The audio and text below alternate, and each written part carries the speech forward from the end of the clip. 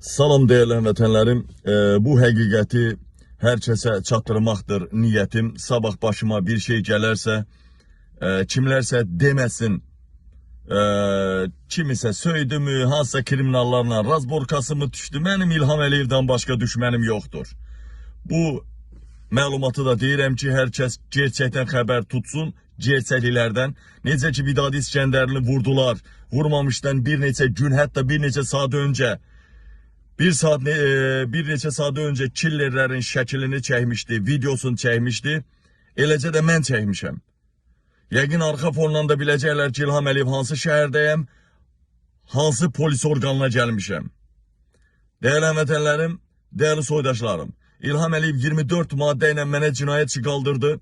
16 il qiyabi həbs cəzası verdirdi və bu İlham Əliyevin indiyə kimi törətdiyi Avropada və digər ölkələrdə vurdub öldürtdürdüyü, yaralatdırdığı, yəni içi mən qarışıq, bunlara hüquqi don geyindirmək üçün bunu elədi. İlham Əliyevdən hesab sorurlar.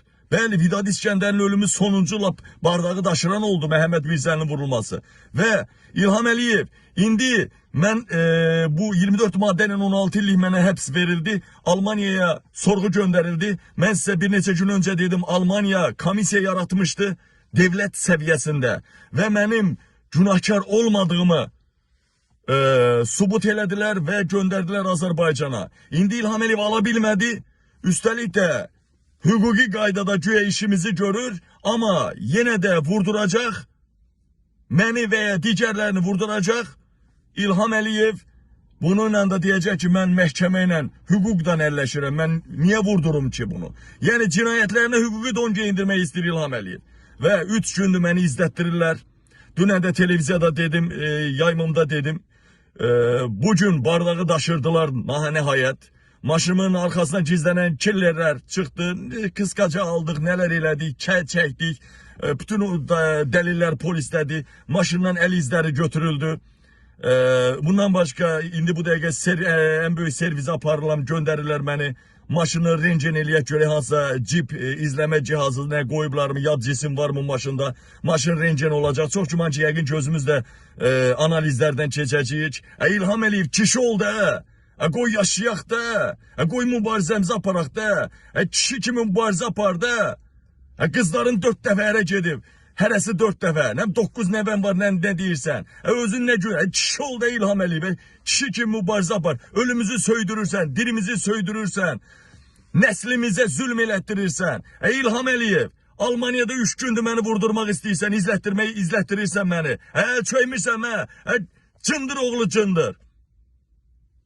Değerli həmvətənlərim, değerli soydaşlarım, sabah məni İlham Əliyev vurduranda zaten bütün şəkillər, videolar özləri də bilir, çəkdik, hamısını vermişik.